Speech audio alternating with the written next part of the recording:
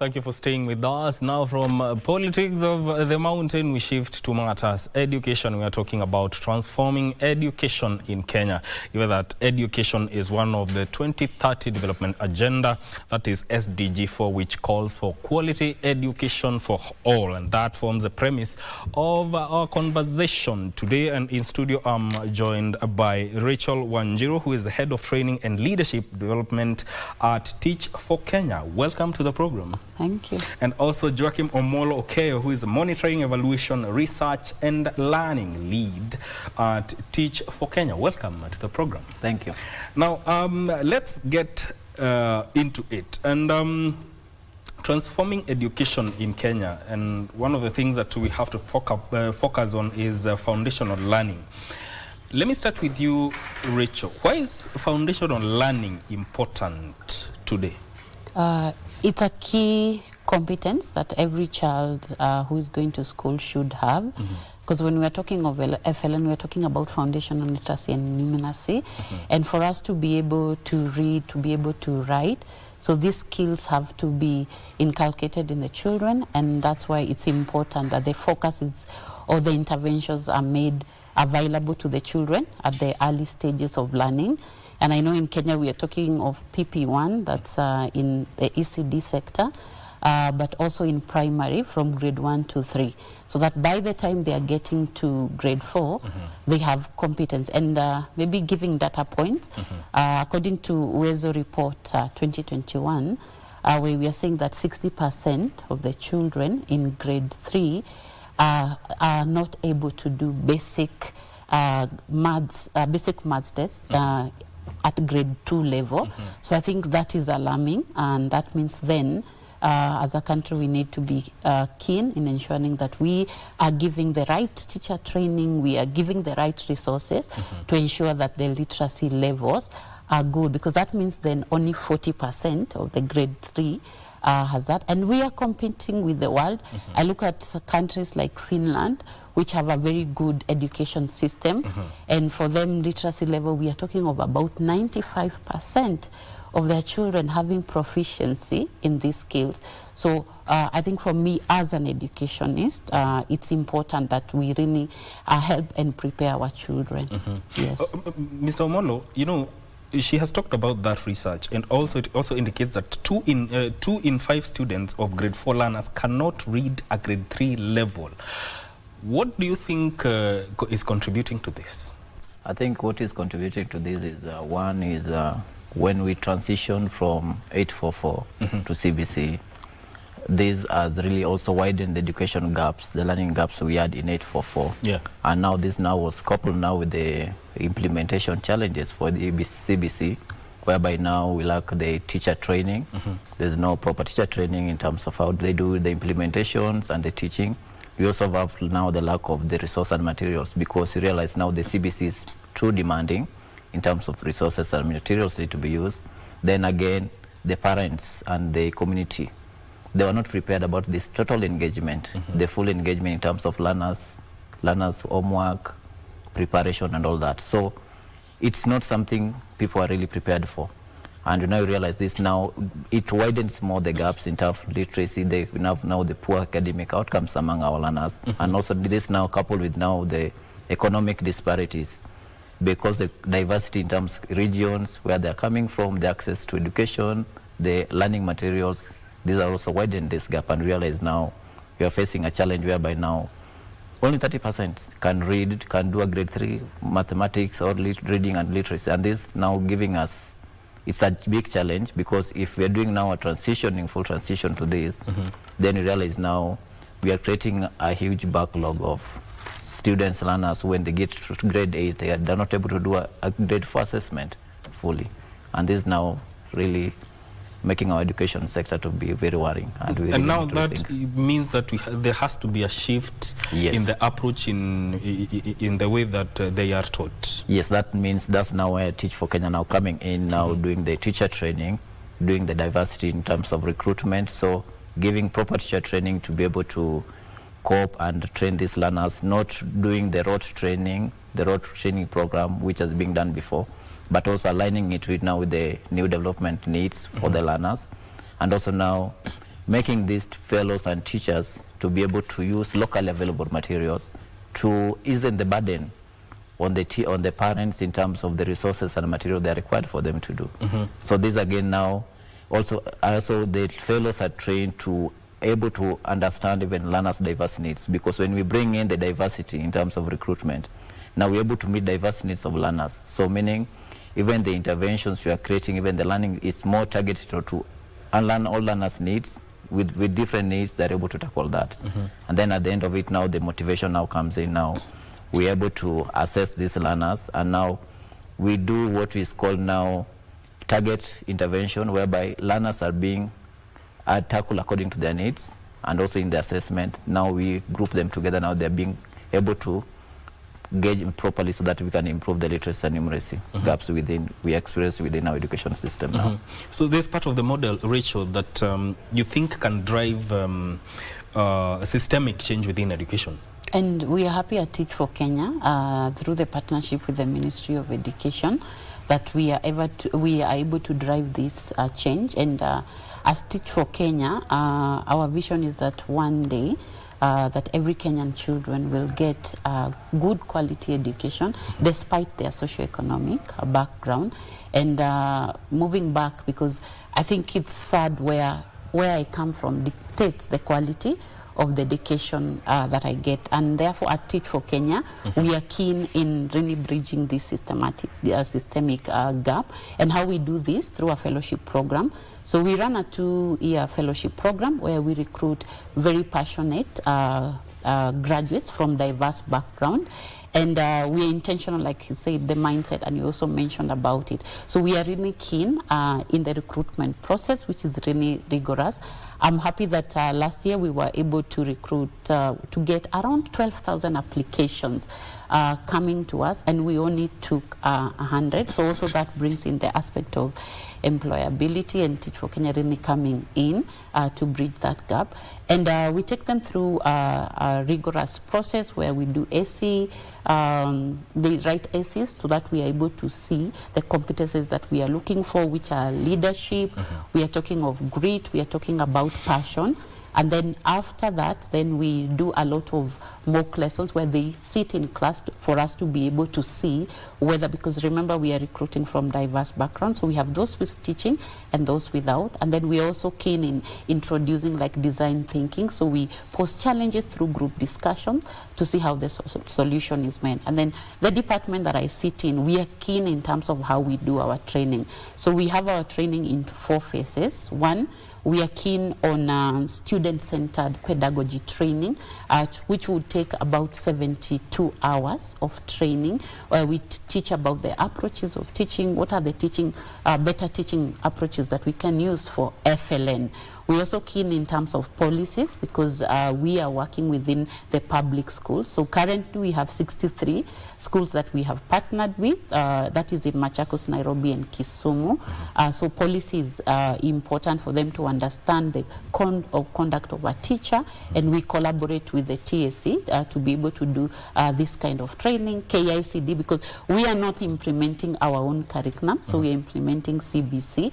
So I'm happy that from our interventions, so we are able to do teacher training. So 197 graduates who have been trained for 6 weeks and are in the classes and driving change and bringing different ways of teaching. Number 2, we are keen on leadership. In fact, Teach for Kenya is known for their leadership program.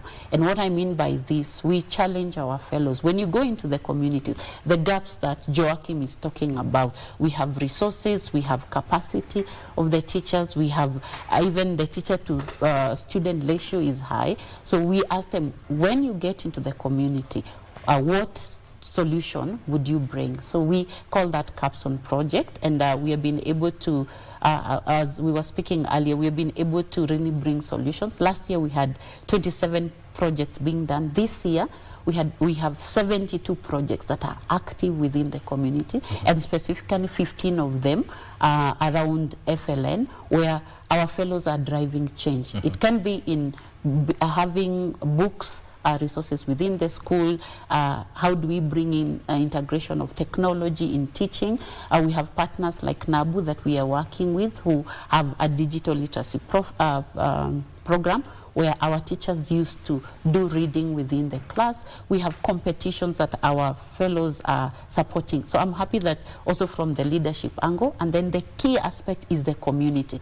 Because for us to be able to bring a wholesome child, it's important for us is to have the teacher, the student at the center of it, but also the parent. So we have also forums where we have parental engagement, and we have had trainings. Like, I'm proud of one of our fellows at Ngwata Primary School, that is in Machakos. This is Stacy and Eric, and they have been able to engage the teacher, the parents, in training them in line of how they can improve the learning of their children. So I think for me, it's good to see as Teach for Kenya that we have been able to drive change through 3 arms. That's the community, through leadership, and also through instruction, because it's important. We shall come to the aspect of socio-psycho support for both teachers and learners. But Omolo, I'm intrigued.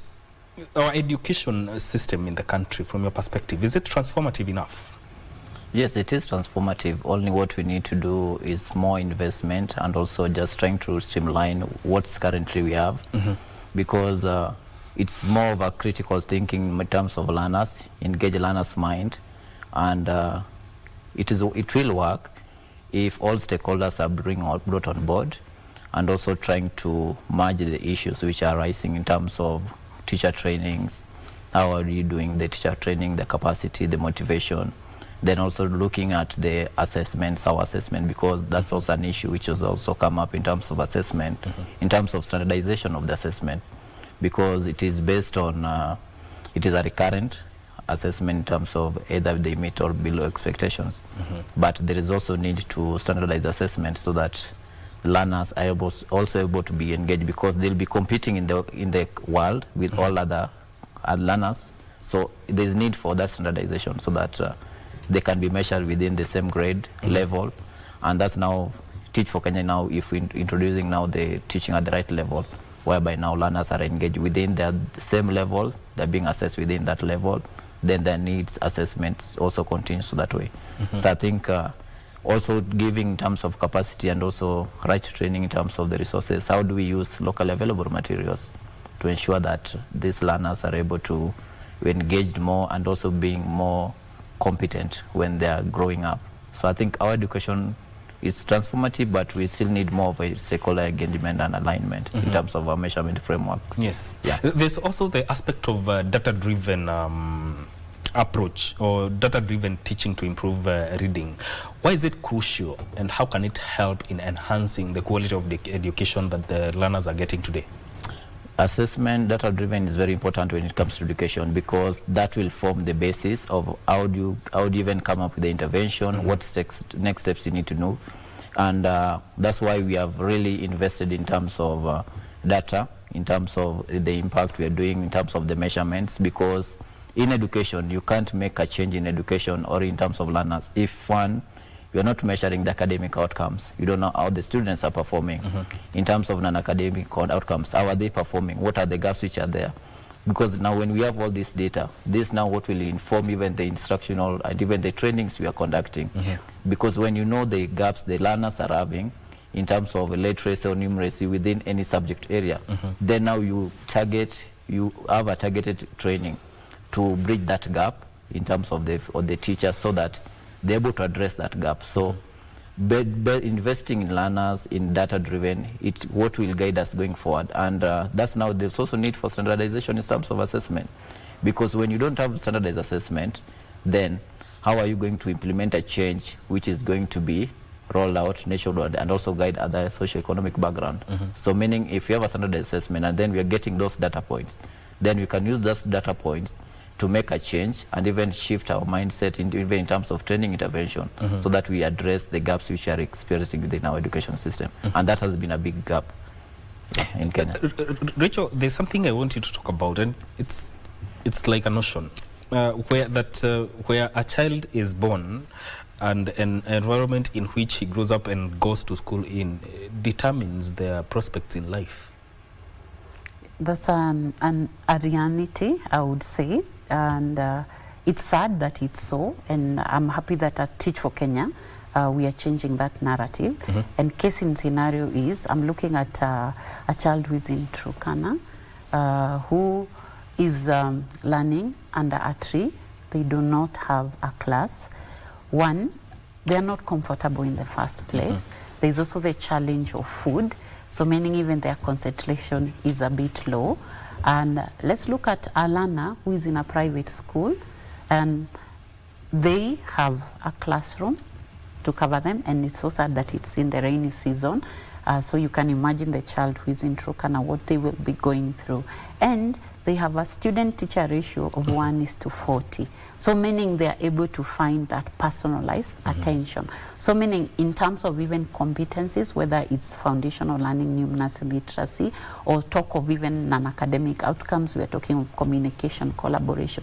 Those can really come out very well because they have the right environment that has been created for them. Whereas the child in Turkana might not be able to have access. Even teachers themselves, we have a challenge in the ASAL communities, and even here in Nairobi, like one of our partner schools, you'll find you have a class of around 90 children. So meaning the resources is a challenge, the capacity of also the teacher is a challenge, and therefore that means the outcomes that will come from these children are going to be very different because of the exposure they have. In private schools, they will go for excursions, and they will go and learn and go to the national park, go for debate. But this one in Turkana has no that opportunity. Yet we are giving them the same level of exam, and we're expecting them to perform the same way.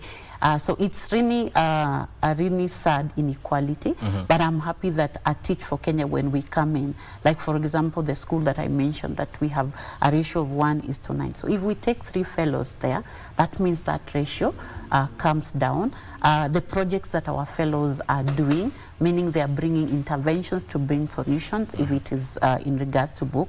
But now at the national level, I think that is something, and you know that the education budget is normally the highest. So like the way he was saying, if we're able to do targeted assessment and really be able to do interventions according to the areas the children are, then that way we'll be promoting equality in education, because I think equality is something that really need to be defined. And what do we mean when we say that we are offering equal opportunity, when it, in terms in reality, the opportunities that these children are getting are actually different. So I think for us, we are really keen to ensure that the schools that we are partnering with that are able to, we are able to really bridge these gaps that we are seeing. But it's really a sad situation in Kenya, and that's just an example. And we are happy that 2026 through Lego Foundation we'll be going to Wajir, and we want to put a smile on the child at Wajir to ensure that they can also get better education. Yeah. You know, you've spoken about that, and also it also brings about the aspect of children in marginalized areas, and they also have needs, as you have put them. But regardless of their circumstances, Omolo, how can we ensure that they get quality education? I think one thing we want to ensure that all learners get quality education regardless of the socio-economic background is, first, we need to recruit people who are passionate about teaching and also impacting the community. So meaning they're very passionate about giving back. Then these people, now they have that passion to even drive leadership change among these learners, and also just ensuring that these learners grow.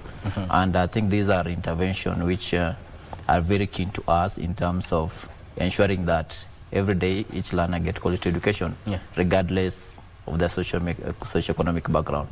And that's we are doing by bringing that diversity, motivation. When you bring diversity, recruit from diversity, lawyers, doctors within this classroom. When they sit with these learners in the same classroom, it's a motivation. They want to be as these lawyers, they want to be as these doctors. So it doesn't seem like just a teacher is there to impact on knowledge only, but now they're impacting leadership among these learners. And that's why even we have the voice accelerator, whereby we give the students voices. Now they compete in the global platform, they voice their issues. And this it's a motivation even to all learners that even with those socioeconomic background and the deficit needs they have within their communities, they're still able to grow and also go beyond even the global network and showcase what they are capable of doing. And that's what's really driving that change. So it's not only about making a positive change in terms of how the students perform academically. Yes. It's also making or driving a mindset Yes. shift in Yes. terms of the people that they interact with. Yeah, the people interact with. And that's why even in terms of our assessment, measuring non-academic outcome has really been a challenge, even in the education sector. Sure. And that's why we did a collaboration with the global network. We collaborated with Kenya, Uganda, and Zimbabwe. We come with a measurement which we are able to use to measure non-academic outcomes. This in terms of critical thinking, collaboration, communication, and empathy. Because if learners lack these social skills, they're not able to interact freely within the community. If they don't show empathy, they don't know whether one is sad, whether one is feeling angry, they're not able to interact freely. The leadership skill, collaboration, how do they collaborate among themselves? Performing tasks, communication, how do even they communicate their outputs? So when we come up with this project called ComSela, it shows us how our learners are performing in terms of the social, the non-academic outcomes. And this again give us targeted intervention. So how do we support these learners and students and the schools as a whole? Because now we have to have a discussion with these school stakeholders and tell them, okay, fine, our students are performing well in academically, but they lack the social leadership skills. So how do we support them to grow as leaders, not only in terms of academic, but now they can also voice their concern, they communicate issues, they can become academic change makers within their society. And that's what's really driving most of our activities and the project and the intervention is based on that data we are collecting. And again, we're also trying to change the mindset of our fellows within the classroom. When we conduct, we have student perception on teachers' teaching practices, meaning a student has to do a survey on his perception or a perception about the teacher in the classroom. Are they happy with the teaching practices? The way they're being handled by that teacher, are they okay with it? And then now these ones, they shift. Even the teacher now, okay, fine. At the end of the day, I'll be assessed. How am I interacting with the learners? Is he empathetic? Is he showing love? Is there some connection within the learners within the classroom? So this mind shift is changing from the learners and even the teachers themselves. So meaning we create a community of leaders as we grow. And that mind shift really changed in terms of academic, and even now they grow. The society issues now, it becomes a things of the past. Because now they're being treated as equal. And they're able to grow and also become the same as people in their class. All right. Rachel, there's the aspect of psychosocial support for students and teachers. Yes. How should it be approached? That's a very good question. And when we talk about social emotional support and looking at even the current world we are living in and the current situation, even in our country right now, the matters of mental health not only affects the teacher, but also affects the child. And at Teach for Kenya, we are keen to ensure that well-being is really something that is inculcated. In fact, we say well-being is part of life. And as part of our curriculum, so we have invested around 22 hours of training to the teacher in terms of their well-being and their mental health. And what I mean by this is that how do you take care of yourself as a teacher to ensure that you have the right mindset and you're emotionally stable to be able to handle the children.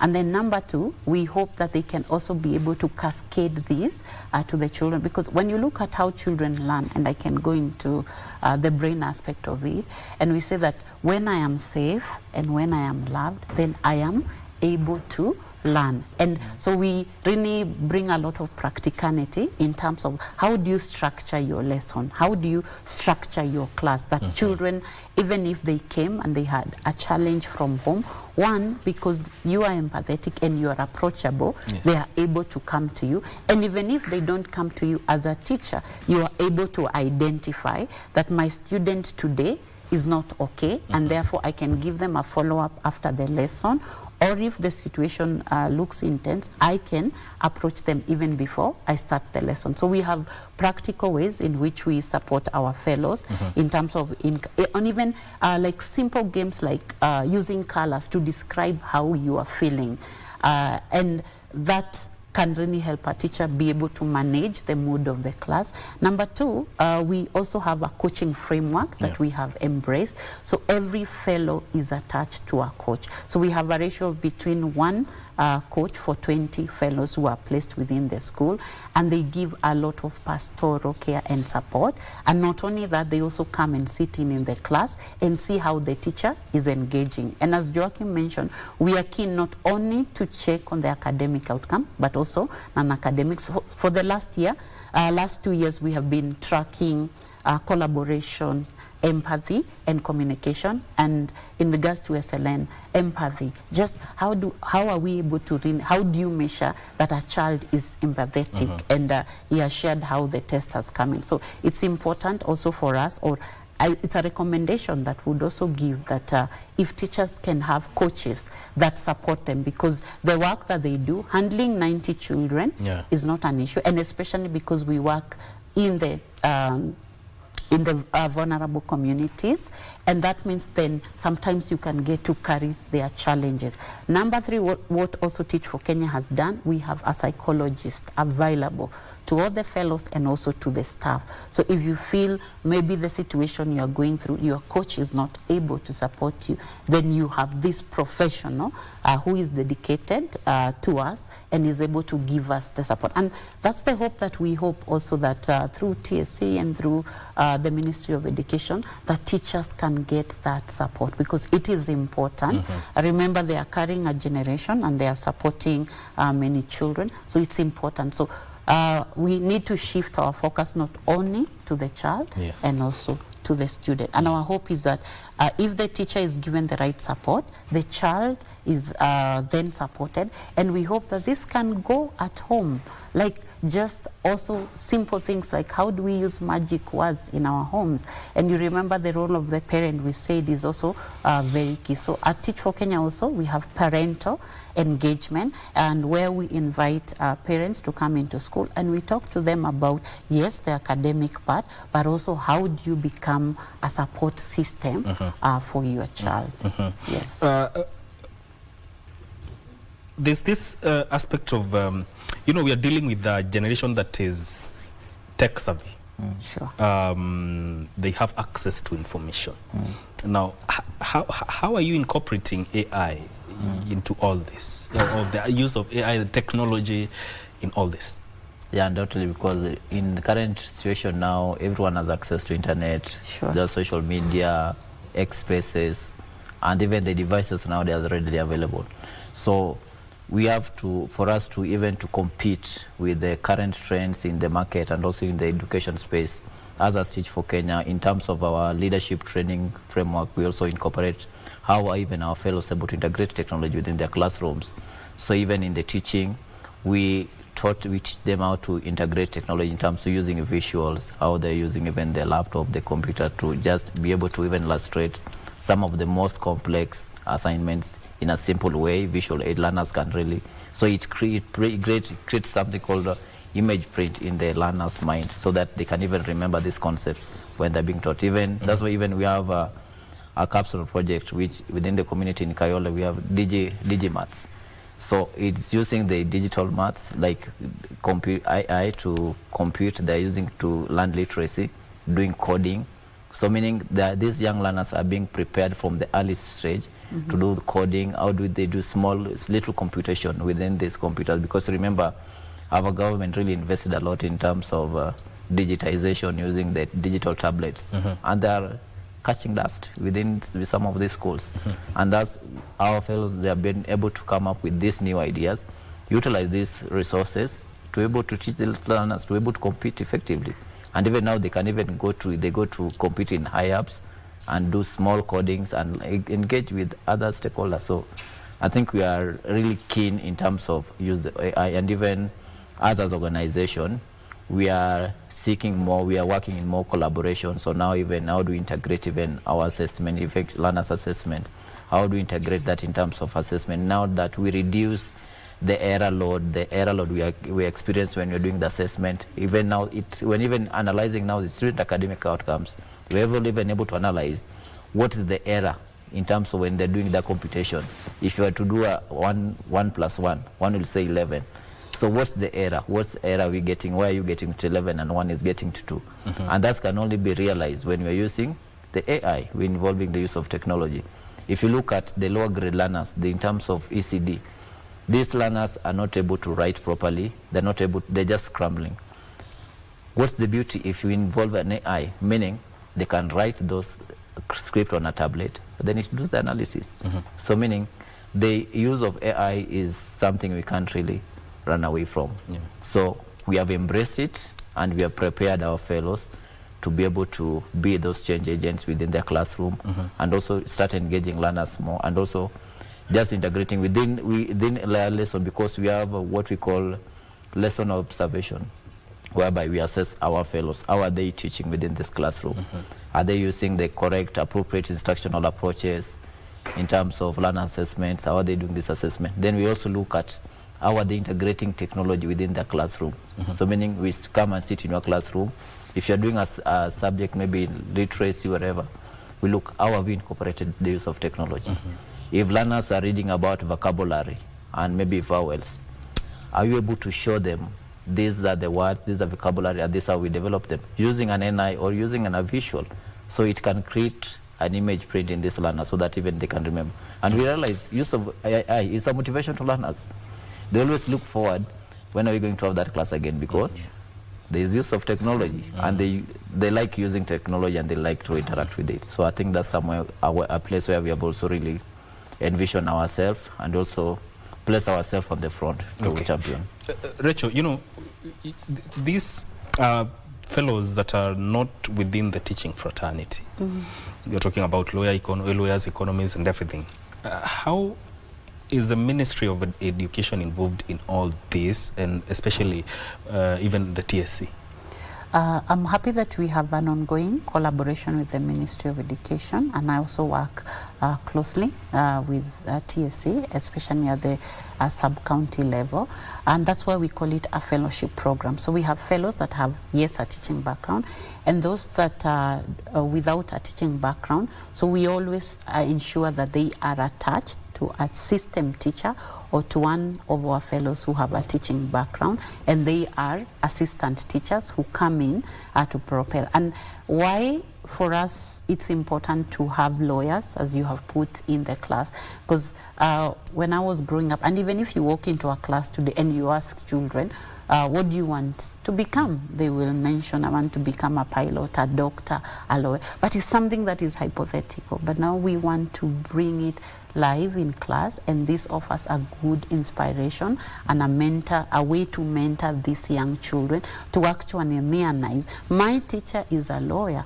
And we also believe that through this approach we can bring more solutions, like the capstone projects that we have brought. They are all diverse. So we have projects in EdTech, we have projects in climate, we have projects in public health, because we have people who have done medicine, we have projects in advocacy, because they bring the skills that they have and they bring the passion that they have within the school, and therefore they are able to bring more solutions within the school as much as they are mentoring the children and offering education. And again, it's a mindset shift that this lawyer is willing to come to the class and offer inspiration. And I think one thing that I really appreciate our fellows is that they come from a place of serving, giving back to this community that has been supportive to me, and that has brought me to where I am. So I am willing to ensure that I see more lawyers, I see more doctors within the community that I serve. All right. Yes. Let me have your final words, Omolo. Yeah, I think education sector in Kenya still need a shift in mindset. We need to really rethink how we're going to address the changes we are really facing with CBC, and also just trying to invest more in teacher training and also in terms of instructional approach. Then also bringing more stakeholders involved into aligning the resources we have, and also just shifting the mindset. And then we've incorporated the standardizations of the assessment within our systems, having proper way of analyzing this data and using this data to inform our intervention. Then I think us as a nation, we are going to drive the change and also just reduce the inequality we are experiencing within our education, and also the gap we are experiencing, the large population in terms of unemployment.